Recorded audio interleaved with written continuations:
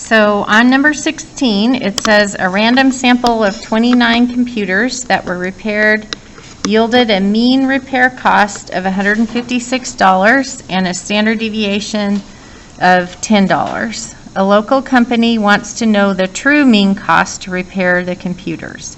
Construct a 90% confidence interval for the true mean cost and give the margin of error. Assume the sample is normally distributed. All right, so it says there's a random sample of size 29. So what is the 29? N. Okay, and because the next mean repair cost, that came from a sample, so that makes it X bar, the sample mean, right? So that's, then the standard deviation also from a sample, so that's S, the sample standard deviation, and that's $10. Okay, and then it says a local company wants to know the true mean cost to repair computers. So what we're looking for is the population mean. Okay, so that's the true mean. And so what we're going to do is construct a 90% confidence interval for the true mean. So that means you're going to take your, remember the point estimate for the true mean is this. So the margin of error is going to take that sample mean and subtract, the confidence interval is going to take the sample mean and subtract the margin of error from it.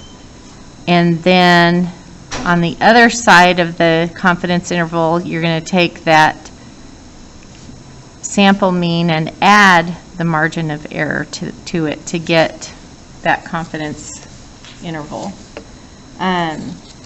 So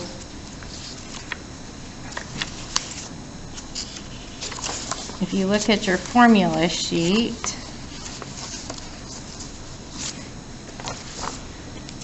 that's back here. Okay, so the formula sheet for confidence intervals. So this is a confidence interval for a mean. And this is where the population standard deviation is unknown. So we do the sample standard deviation. So this is what we're going to use for 16.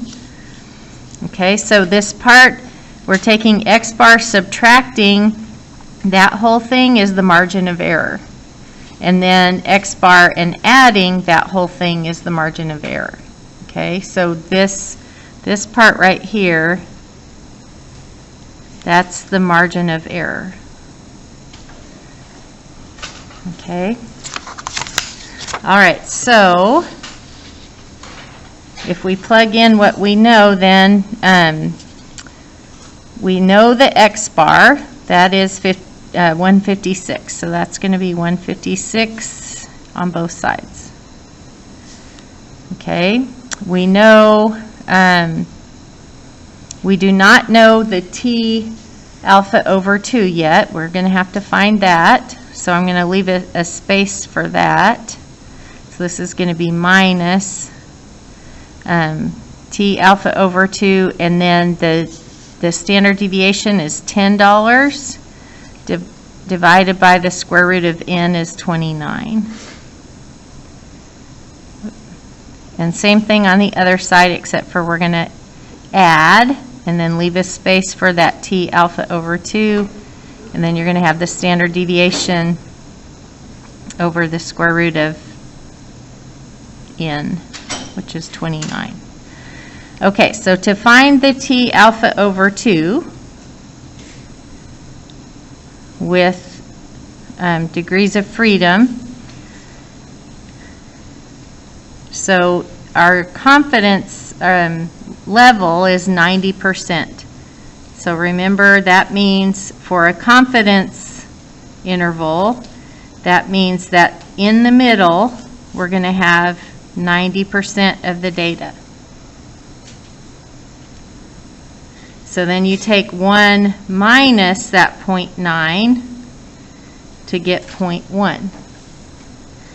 That 0.1 has to be split up in between the two tails. That 0.1 is the alpha. We want alpha over 2 because there are two tails when you have a confidence interval. Okay? So when you have a confidence interval, that's the middle part. And we need to find these points that break off the tails here.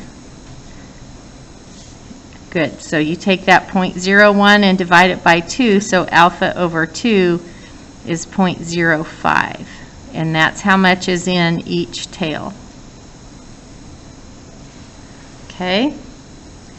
All right, so then you're going to use the t-table, because this is a t alpha over 2.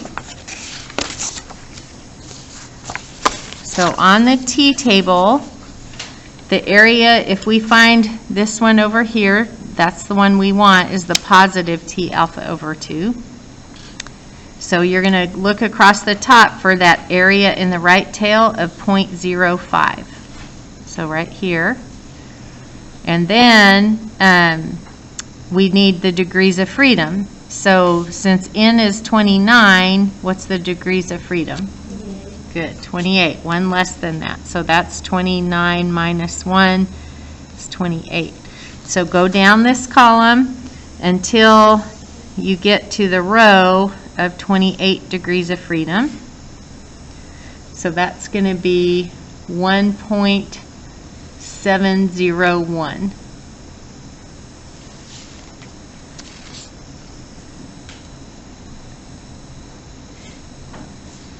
Okay, so that's for the formula. Let me just go ahead and write this formula on here too. It's x bar plus or minus t alpha over 2 for degrees of freedom, and then s divided by square root of n. All right, so then we can go ahead and put that t alpha over 2 into the formulas. So 1.701, 1.701. All right, so in your calculator,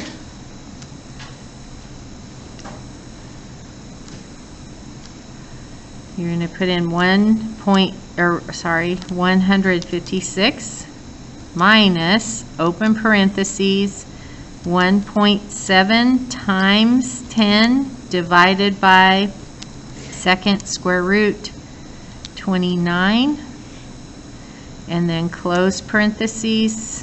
Whoops. First you want to arrow out of that. So that in the square root you should have 29 and then arrow out. Some calculators open up a set of parentheses as soon as you open the square root, so you have to then close the parentheses before you get out of the square root. Okay, and so now once we're out of that square root, then close the parentheses for what you subtracted and hit enter. So this side is going to be 152.84, and then the other side is 156 plus that. So if you just do second entry, then it'll give you what you had in there before, and you can just go back and change that minus sign to a plus sign. So that's going to be 159.16. Okay, so that is the confidence interval at 90% confidence level. So we're 90% confident that the true mean is between $152.84 and $159.16. So that's the confidence interval. We also want the margin of error. So if you go second entry again, then you can just take off the 156 plus at the beginning.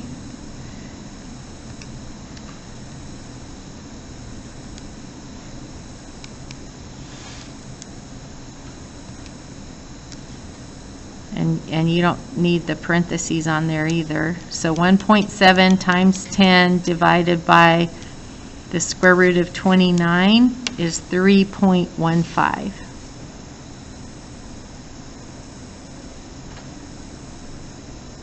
Or 3.16 it rounds to. So $3.16 in either direction. Sorry.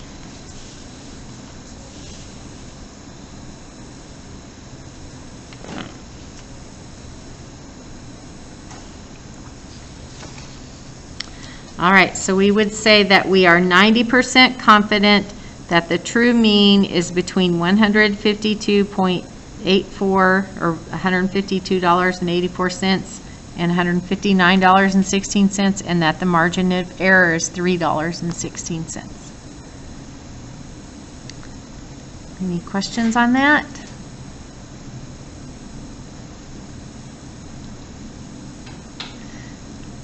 All right. So I knew to use that formula because this says confidence interval for the true mean cost. And so if you look on here, confidence interval, and this is the X bar is the point estimate for the mean. So that's how I knew to use this one. And also the standard population standard deviation isn't known. The only one we know is the sample standard deviation. So that's how I knew to use that one. Okay. All right, so number 17 says interpret the confidence interval of the true average cost to repair computers from question 16. So we would say we are 90% confident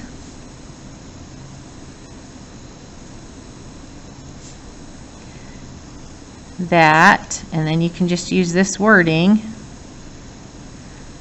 and write that in there, the true average cost to repair computers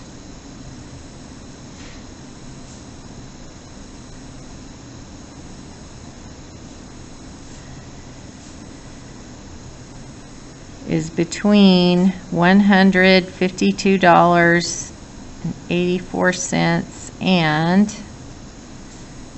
$159.16. All right, any questions on that? Okay, number 18.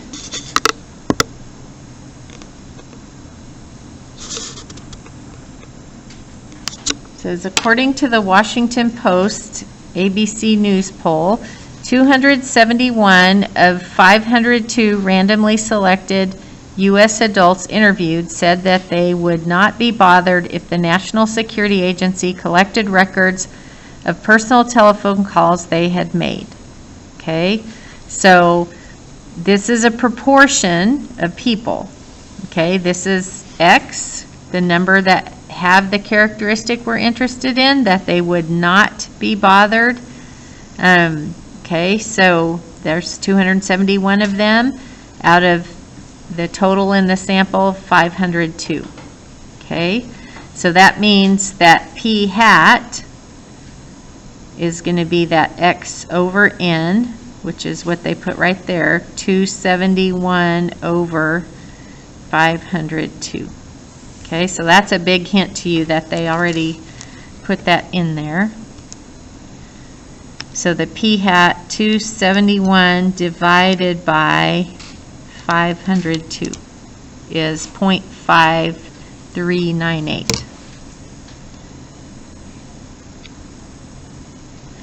Okay, so it says at a 5% significance level, so that's your alpha. So alpha equals 0.05. Is there sufficient evidence to conclude that more than 50%, which is the majority, of the U.S. adults would not be bothered if the National Security Agency collected records of personal telephone calls they had made? Okay, so more than is what sign? Greater than 50%. So since this is a sample proportion, what we're testing is that the population proportion, and since this is greater than, is that a null hypothesis or alternative hypothesis? Alternative. Okay, so that's going to be that it's greater than 0.5 or 50%. So what will the null hypothesis be then? Same proportion, same number. Okay, so in here, what it's looking for, okay. So the critical value for the test we find using alpha. Okay, so you put this on a normal curve. And is it a right-tailed test, left-tailed test, or two-tailed test? Right, because this is pointing to the right. Okay, so it's a right-tailed test, and the area in that right tail is alpha. So alpha equals 0.05. Okay, so the critical value is going to be this cut point right here. Since this is a proportion, is this a Z or a T? Z. For proportions, it's going to be a Z. For the means, it's going to be a T. Okay, so we're going to find the critical Z score that has 0.05 to the right. So how do I find that? Good, inverse norm, because I know the area to the left. What's the area to the left here? 1 minus 0.05, because the area under the whole curve is 1, right? So that's going to be 0.95. So inverse norm, area to the left is 0.95, and because we're looking for a Z, the mean is 0 and standard deviation is 1. So what does that come out to be? 1.645? Yeah. Okay. And we want the positive one since it's on the right side. Right? So that's going to be positive 1.645. So that's the critical value, 1.645. Okay.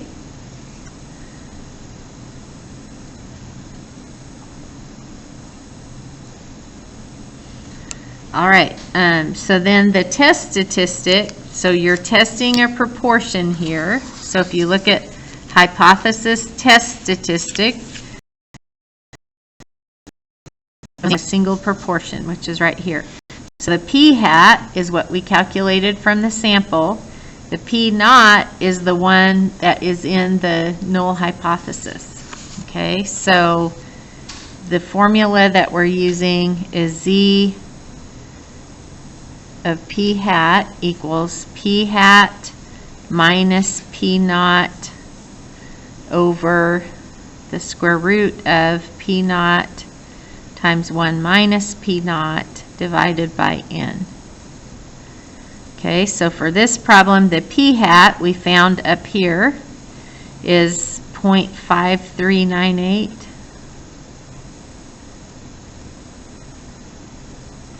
And then the P is the one from the null hypothesis, which is 0.5, divided by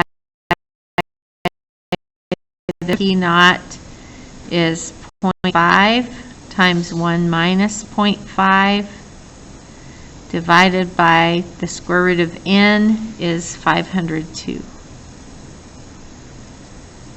Okay, so when you put that in your calculator, be sure and put parentheses around the whole numerator. So it's going to be open parentheses 0.5398 minus 0.5 close parentheses divided by second square root 0.5 times open parentheses 1 minus 0.5 close parentheses divided by 502, and then arrow out of the square root and press enter. So I get 1.7835. Okay, so coming back up here to my graph, where does that fit? Is it in the rejection region or not in the rejection region? 1.645 is that critical value. So is it greater than that or less than that? Greater. So it's going to fit. So that is in the rejection region.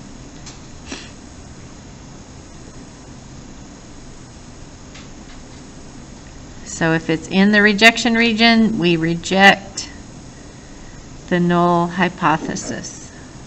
Okay? So the test statistic that we found is 1.7835. Our conclusion is reject the null hypothesis. Okay? All right, so that was using the classical method, right? So it's also asking me for the p-value. So in order to find the p-value,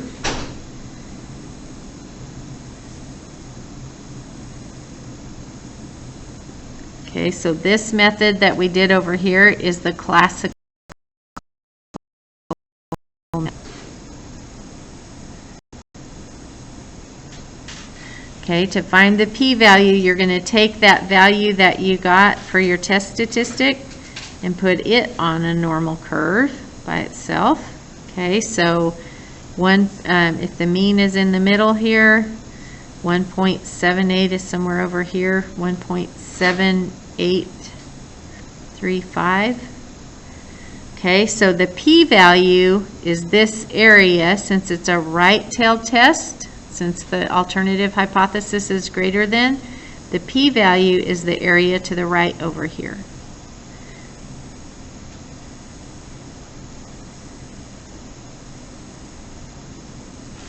Okay, so if you know the cut score and you're looking for the area, what do you use? What's that?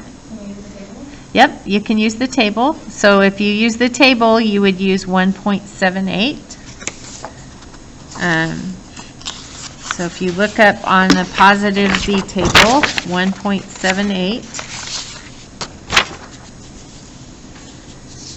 So 1.7 and then go over to 0.8 along the top. So that meets at 0.9625.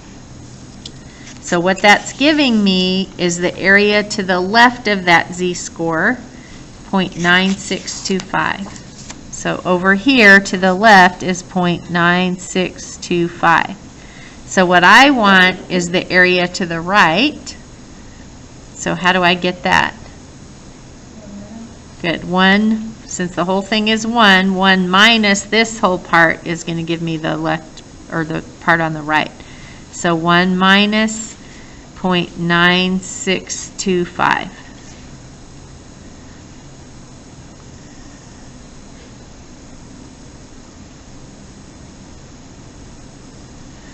Okay, so 1 minus 0.9625 gives you what?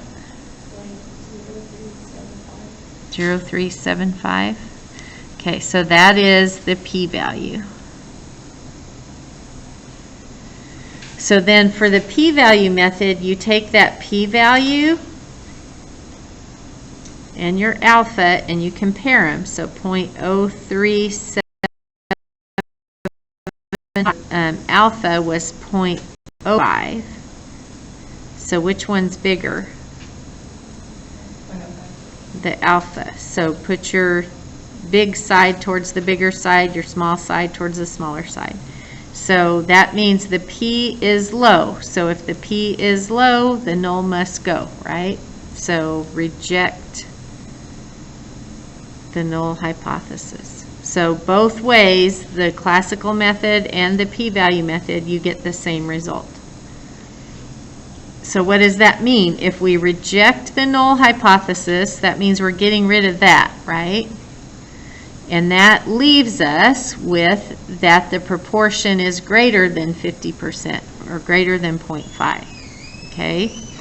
So that means that more than 50% said they would not be bothered if the National Security Agency collected records of personal telephone calls, okay? So the conclusion is that more than 50% of U.S. adults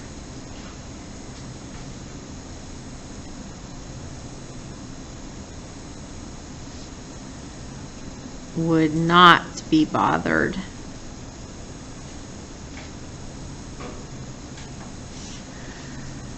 by collecting records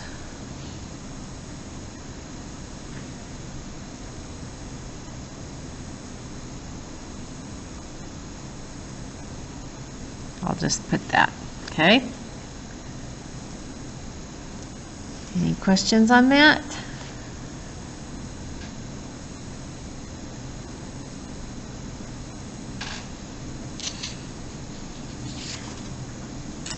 All right.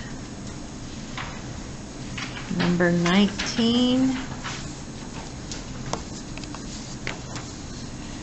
A survey of large U.S. cities finds the average commute time one way is 25.4 minutes. A Chamber of Commerce executive feels that the commute in his city is less and wants to publicize this. So less than means my alternative hypothesis is going to be less than, right? And my null hypothesis is always going to be equals. Okay? A Chamber of Commerce executive feels that the commute in his city is less and wants to publicize this. So in order to test it, he selects 25 commuters, so that's my N, and finds the average to be 22.1. So that's the sample average of the 25 that he selected. So that is 22.1. And a standard deviation of his sample is 5.3. And then the alpha is 0.10. Okay, so what are we saying that the mean is to start with? A survey of 15 large cities finds that the average commute time one way is 25.4 minutes. So that's what we're saying the population mean is believed to be before he does his sample, right? So whatever it's believed to be before he does his sample is going to be your null hypothesis. So our null hypothesis is that the mean is equal to 25.4. Okay, and then our alternative hypothesis is that the mean is actually less than 25.4 minutes, because he thinks the commute time is less than that. Okay, so for the critical value, you're going to use the alpha. You're going to put it on a normal curve. Alpha is 0.1, and is this a right tail test, two tail test, or left tail test? Left, because it points to the left, right? So put your alpha of 0.1 in that left tail. Okay, so this critical value, is it going to be a Z or a T? A T, because this is a mean, right? So that's going to be a T. So for the T, we need the degrees of freedom. So what are the degrees of freedom? 24, because the N is 25. So 25 minus 1 is 24. So you can look at the T table.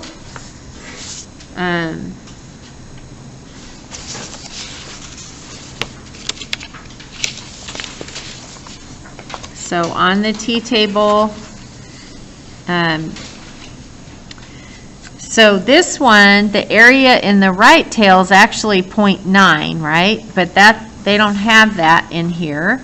So in order to find this, we're going to need to find the one symmetric on the other side, and then make this one negative. Okay, so this is going to be negative because it's to the left of the mean here. But what we're going to have to find is the one on the right side over here. Okay, so this is just to find the negative T. All right, so if this over here was 0.1,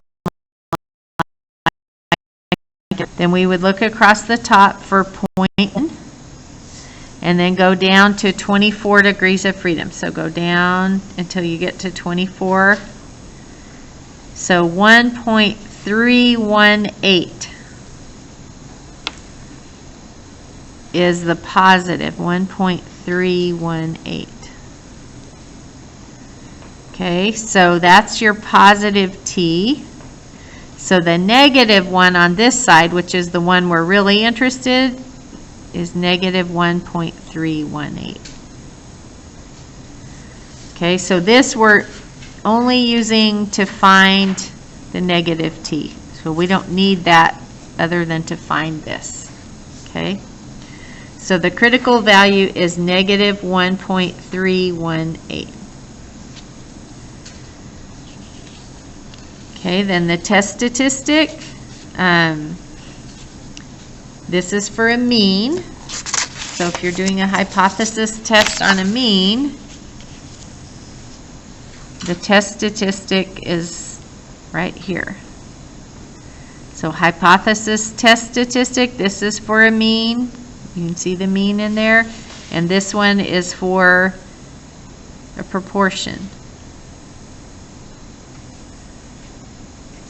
Okay. All right, so using that formula then,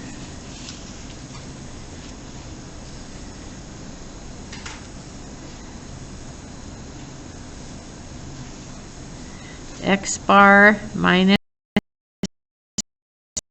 standard deviation divided by the square root of n is 25.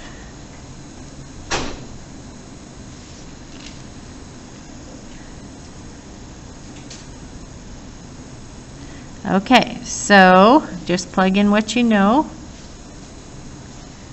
Okay, so the sample that he took, the average was 22.1 minus the average that is assumed to be true before he did his sample, divided by the standard deviation of his sample is 5.3, divided by the square root of 25 is 5. Okay, so when you put that in your calculator, be sure and put parentheses around the numerator and denominator.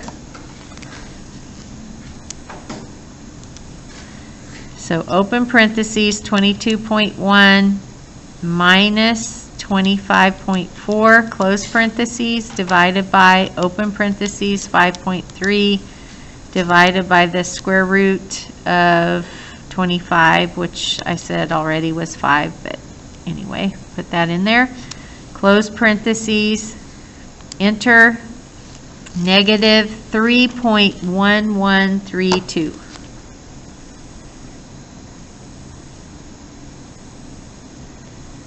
Okay, so that's your test statistic.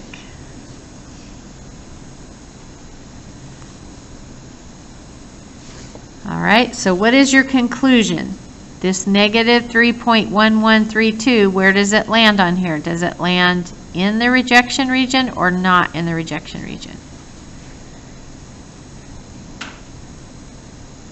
The cut point here, the critical value is negative 1.3, so negative 3.1 is definitely to the left over here, right?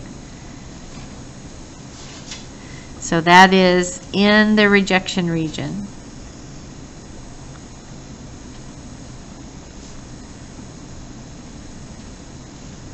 So our conclusion is to reject the null hypothesis.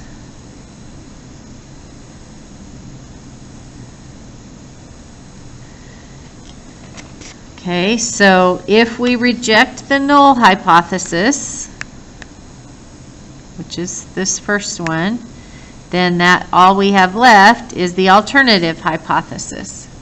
So we say we do have sufficient evidence to say that the mean commute time is less than 25.4 minutes.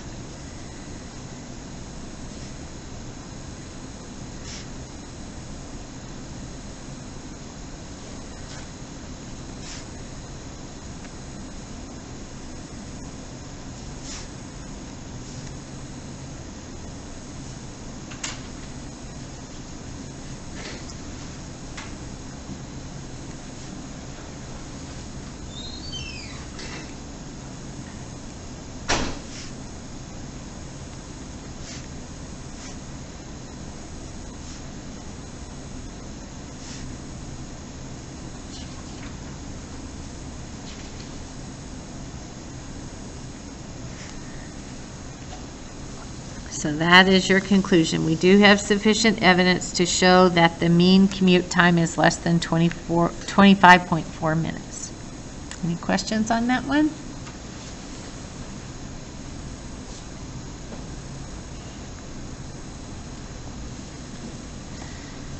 All right. Number 20, the data below are the final exam scores of 10 randomly selected chemistry students and the number of hours they slept the night before the exam. There is no data. It doesn't show you any data, so there's nothing you can do with that. But they already calculated for you the linear regression equation for hours slept and chemistry exam scores. So the X is the number of hours slept, and the Y value is the exam score that they got in chemistry. Okay, so what is the predicted value for Y, the exam score, given that X, the hours slept, is 6? So you're just going to plug that into the regression equation. So 4.9304 times 6 plus 56.8924. Okay, so if you put that in your calculator, 4.9304 times 6 plus 56.8924 is 86.4748.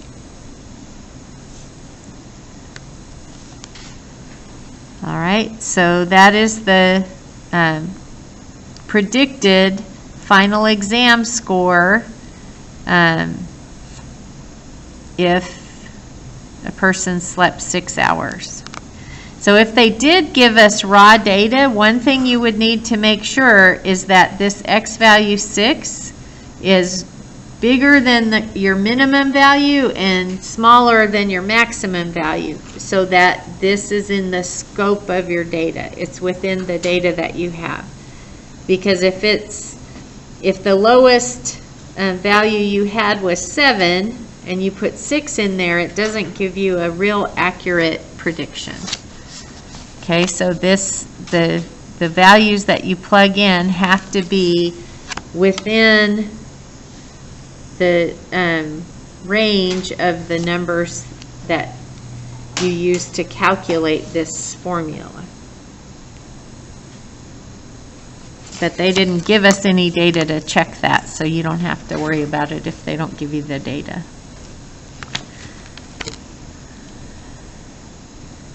So this is the final exam score.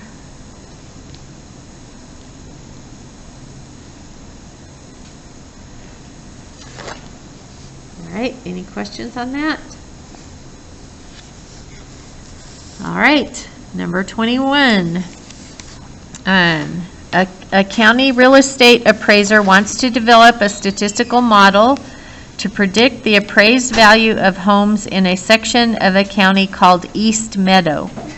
One of the many variables thought to be an important predictor of the appraised value is the number of rooms in the house.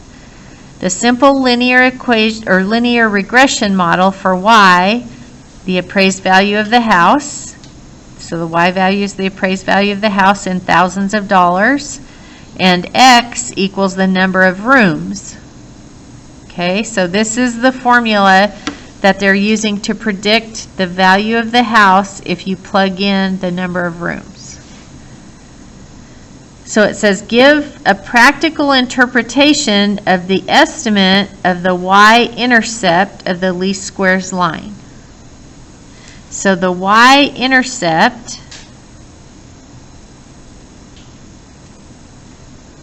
is going to be where this line crosses the y-axis. So that is where the x is equal to 0. So for the y-intercept, x is equal to 0. So remember, x is the number of rooms. Be equal to 0. Does it even make sense that a house would have 0 rooms? No, it doesn't make sense, because if it had 0 rooms, then you have no house, and so then why would you pay any money for it, right? So that part A, there is no practical interpretation since a house with 0 rooms is nonsensical.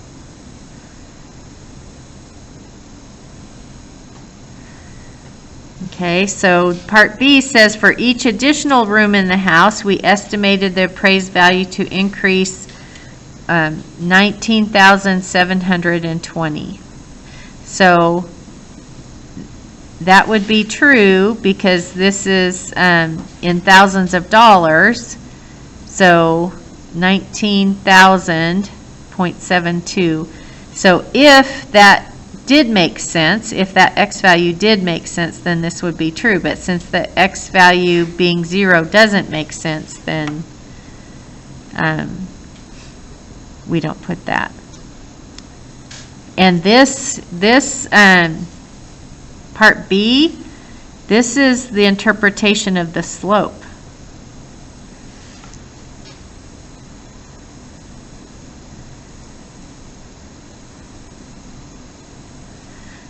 So if they ask you to find the interpretation of the slope, that's what this one would be, because that's what's next to the x value.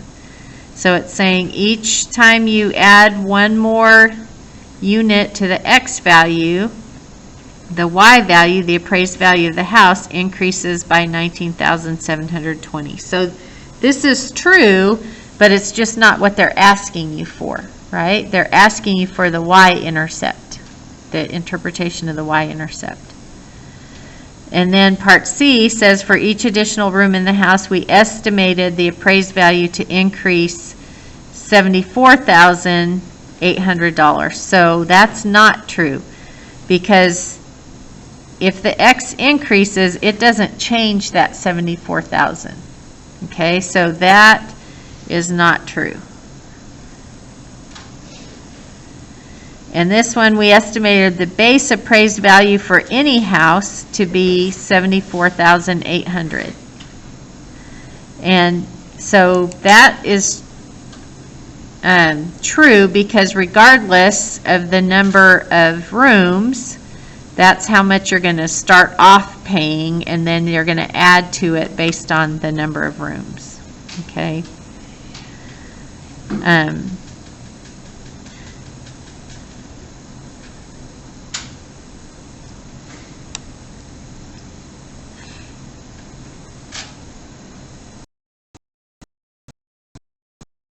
why the 0 doesn't make sense there? Okay, so when it says interpretation of the y-intercept, you have to look at, does it make sense for whatever x is in the problem, does it make sense for that to be 0? So if it doesn't make sense, half this line, it crosses the axis at 74.8, and it's got a positive slope, so it's going uphill like this. It also doesn't make sense to have negative numbers of rooms, right? If the x value means numbers of rooms, it doesn't make sense to be negative. So really the only part of this line that you're looking at is this right part over here for your estimates. So you don't want them to be negative and you don't want it to be 0. All right, last one, number 22. Is there a relationship between the raises administrators at a state university receive and their performances on the job? A faculty wants to determine whether job rating, which is X, that's their job rating, is a useful linear predictor of a raise. Y is the raise value. Consequently, the group considered the straight line regression model. Using the method of least squares, the faculty obtained the following prediction equation. Interpret the estimated slope of the line. So the slope is always the number that is next to the x. Okay, even if it's written in the other order, if it had 2,000x plus 14,000, it's not necessarily the first one, it's the one next to the x is the slope. Okay, so when you interpret the slope means for each increase of 1 unit in the x value,